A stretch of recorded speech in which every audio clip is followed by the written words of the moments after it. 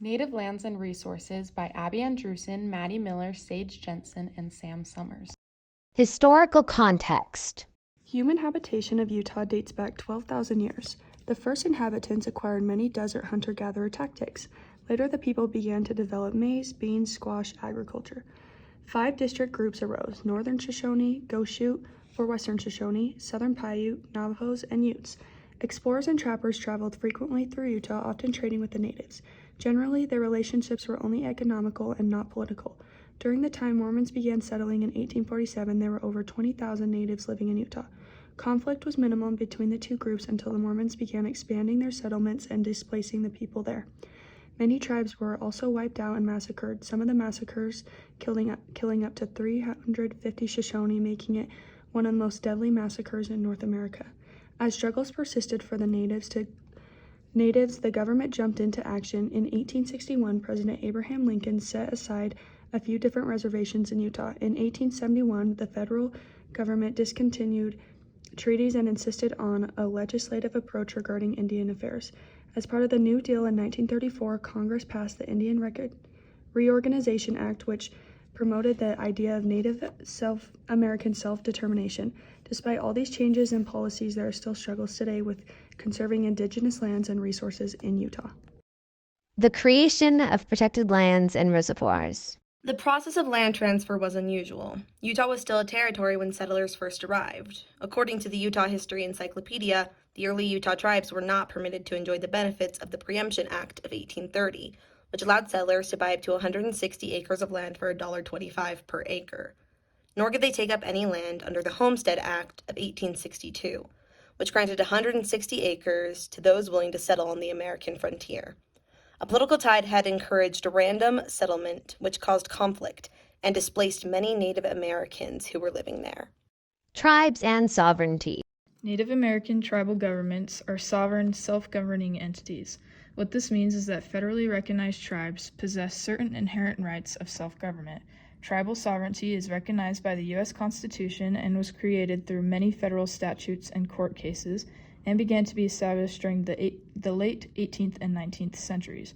Tribal sovereignty gives indigenous tribes the right to form their own governments, to make and enforce laws, to tax, to establish and determine membership, to license and regulate activities within their jurisdiction, to zone and exclude persons from tribal lands.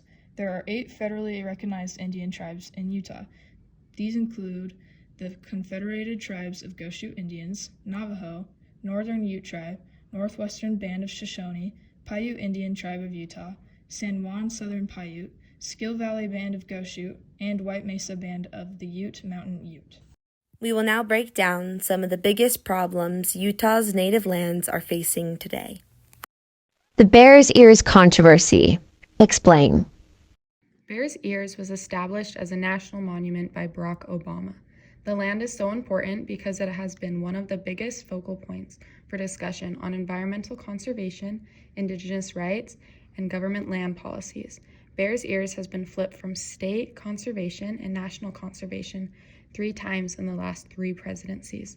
The data received from this land is very valuable because now we are able to see the controversy of the pros and cons of both indigenous lands and resources under federal conservation or state laws. Joel Briscoe, a Utah representative, said, "Bear Ears sparked the push for the reoccurring question, should Native voices be involved in public spaces like national parks and monuments? If so, then to what extent should they be involved and how?" Reservations. Reservation lands actually have a lot of challenges that we often forget to think about. The size of the land given to natives has significantly decreased. Poverty is a huge issue regarding reservations, as well as lack of resources and support. Many of these problems go unsolved and unvoiced. Dusty Jensen, a Native American lawyer and teacher, told us, "There is a tribe that doesn't have a reservation, though they were promised one by treaty." National parks. There are also many issues surrounding the national parks in Utah. Controversies about what to do regarding the land and who it belongs to. Many indigenous people have cultural ties to the land, and many of the national parks have spiritual significance. Many national parks are experiencing an increase in visitation and commercialization, which has increased the challenge of maintaining and upkeeping the land. Peter Densmore, a national park representative, explains that, quote, "The park's mission, preservation of the wilderness and enjoyment of the people, is appealing, but it can often be difficult to accomplish. Park managers must struggle with this dual mandate to both preserve and use. The challenge becomes increasingly difficult as more people visit parks," end quote. Lack of resources. Utah has a significant amount of indigenous tribes who lack resources from economic opportunities to healthcare, education, and cultural preservation. Lots of these can be solved if we get to the bottom of restoring and preserving indigenous lands. Lila June, an indigenous American author, states, quote, "We must also work to return some of the lands to their original caretakers," end quote. When the lands are restored, the resources will become more prosperous for the indigenous tribes in the region. Climate change. It is becoming increasingly harder to conserve culturally important lands and resources in Utah. The climate of Utah is becoming dramatically warmer and drier. Drought is impacting cattle and plants. Other issues include extreme and unpredictable weather, changing safety conditions that limit hunting, fishing, or herding practices, and the lack of safe food and water. Voiceless nations. In 1975, the Indian Self-Determination and Education Assistance Act allowed tribes more freedom with governing themselves. While this was a great concept, there are still many problems that stay unsolved. For example, the Native Americans still do not have much say in the state federal government. This brings up many issues as the land is being shared, but the representation is not. The real issue and the solution. While there are many problems that currently need fixing, solving individual issues tribes or reservations have would be like cutting a leaf off a weed. The real issue is still there. Therefore, we need to create a solution that is both reactive and preventative. The real issue is that we have a shocking lack of Native American voices in policy and law. So, to fix it, we need to intentionally highlight Native voices. This could happen by creating a branch of Native American ambassadors who are educated in politics. By doing this, we would be creating a board of people who understand both the culture and the issues in a more in-depth capacity.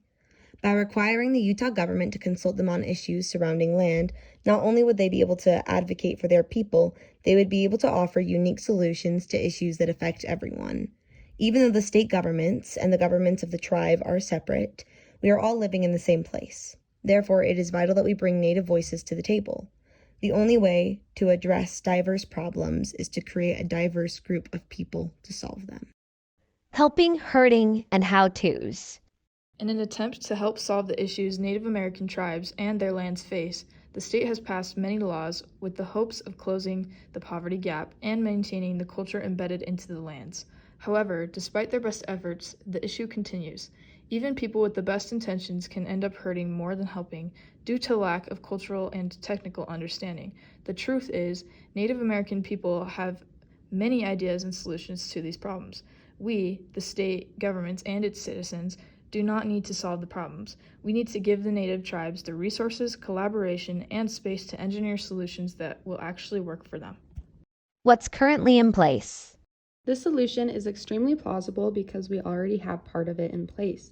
The Utah Division of Indian Affairs has a liaison committee.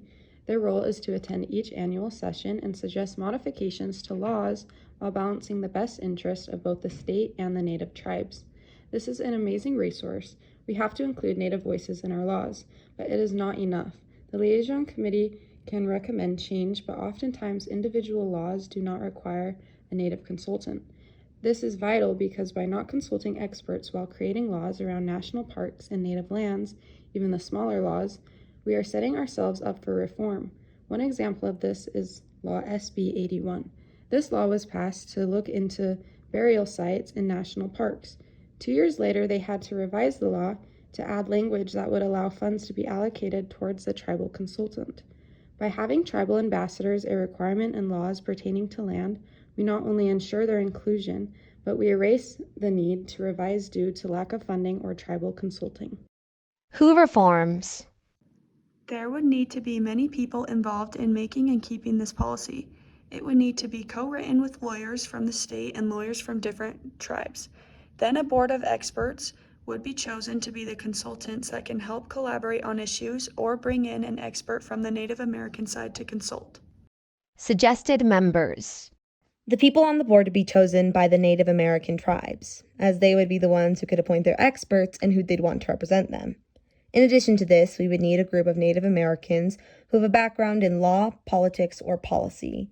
This way, there would be both a legal and cultural part to the board. This board would be the main group of consultants on issues, while any special case or specific issue that may need knowledge from someone else can be brought in on a need-by-need basis. Stakeholder concerns. There are some groups of people who may oppose this solution. Politicians may have to work with more people on issues, things would take longer to pass in the House, and it would require a lot of work to create and establish the board.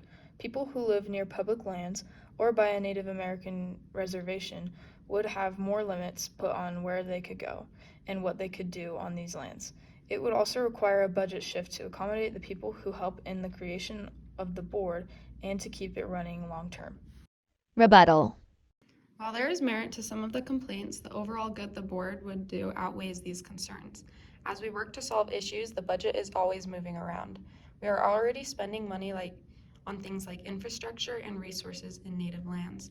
We have the money, we would be just allocating it in a way that gives Native Americans the platform to help solve these problems.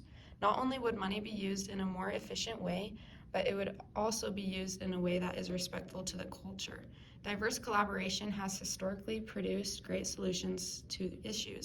The argument over lands has always been prevalent in Utah. As we have created protected lands, there have always been people upset when their access is restricted. However, some of the biggest issues we are seeing in protected lands is people being there who shouldn't be. Native American tribes have a hard time enforcing laws on their land, so oftentimes people will fish, hunt, and camp without permits.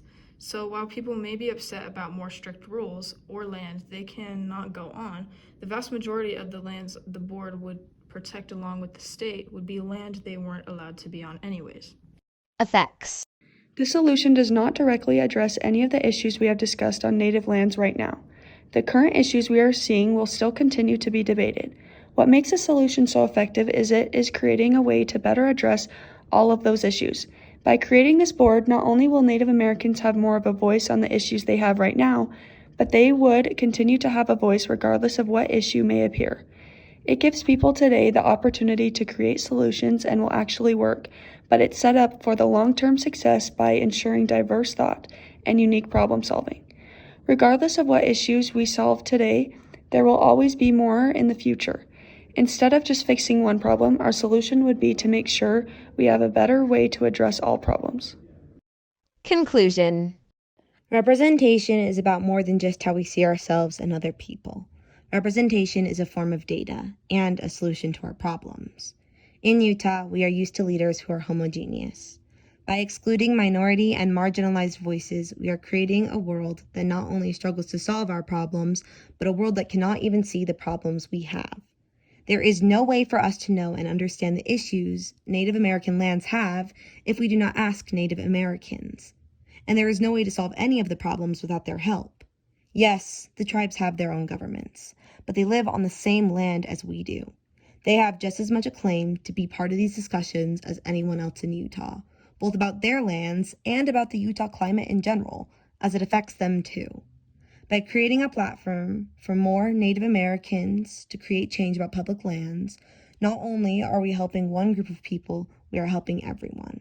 If we create a system that values well-rounded, diverse thought, not only will we be able to address the issues around land and resources in a better, more complete way, we will be creating a more interesting, more inclusive, and more beautiful state for everyone. Works cited.